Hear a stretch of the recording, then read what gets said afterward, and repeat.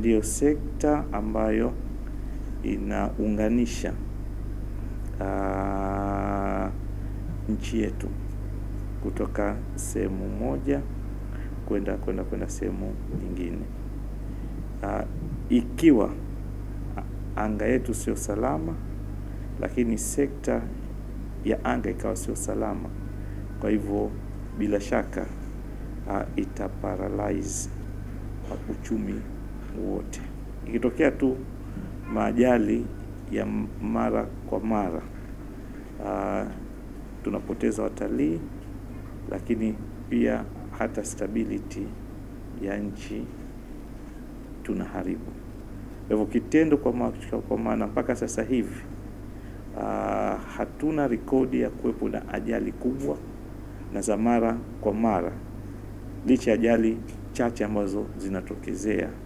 Hii si bahati mbaya, ni kwa sababu ya kazi kubwa ambayo inafanywa na mamlaka ya usafiri wa anga katika kutekeleza majukumu yao ya kila siku. Na ndio maana leo hii tunazungumzia mashirika zaidi ya 28 ya ndege ya kimataifa yanatua. Kwa hivyo ni jambo ambalo kwanza niwapongeze kwa dhati kabisa kwa niaba ya serikali.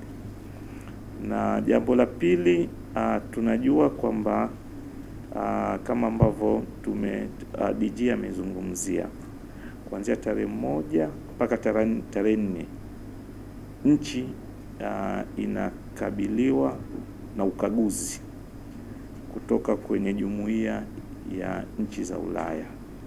Nitoe hofu tu kwa jamii na wananchi kwa ujumla. Huu ni ukaguzi wa kawaida na ni utaratibu tu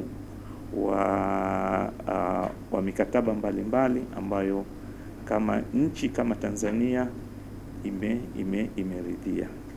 Lakini ukaguzi huu ambao utakaofanywa kuanzia tarehe 1 mpaka tarehe 4 na EU, na ule wa April ambao utakuja kufanywa na ICAO, italeta picha halisi ya jinsi ambavyo juhudi ambazo nchi ambazo imekuwa ikizichukua. Ninajua kwamba chini ya usimamizi wa mamlaka ya usafiri wa anga Tanzania, kazi kubwa imefanyika, na kama nchi tumejitayarisha. Kamati ya kitaifa imeundwa ili kuhakikisha kwamba maeneo yote yale 851 ya kiukaguzi, lolote lile ambalo watataka kukagua, kama ni nchi tumejitayarisha. Kwa hivyo tutoe hofu